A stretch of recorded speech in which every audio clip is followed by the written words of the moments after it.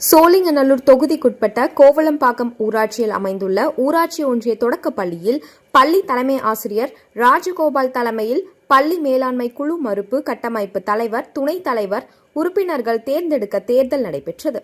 இதில் அனைத்து பெற்றோர்களும் கலந்து கொண்டனர். தொடர்ச்சியாக ஓட்டு போட்டு தலைவர் தேர்ந்தெடுக்கப்பட்டார். இதேபோல் குழுவிற்கு தேவையான 24 உறுப்பினர்கள் தேர்ந்தெடுக்கப்பட்டனர். இந்நிகழ்ச்சி கோவளம்பாக்கம் ஊராட்சி மன்ற துணைத் தலைவர் சி. மணிமாறன், வார்டு உறுப்பினர்கள், சமூக ஆர்வலர்கள், ஆசிரியர்கள் அனைவரும் கலந்து கொண்டனர். ஊராட்சி மன்ற துணைத் தலைவர் சி. மணிமாறன் பேசும்போது, நம் ஊராட்சியில் பெற்றோர்கள் அனைவரும் குழந்தைகளுக்கு நல்ல பழக்க வழக்கங்களை கற்றுத்தரவும், அனைவரும் ஒற்றுமையுடன் செயல்பட வேண்டும் என்று கூறினார்.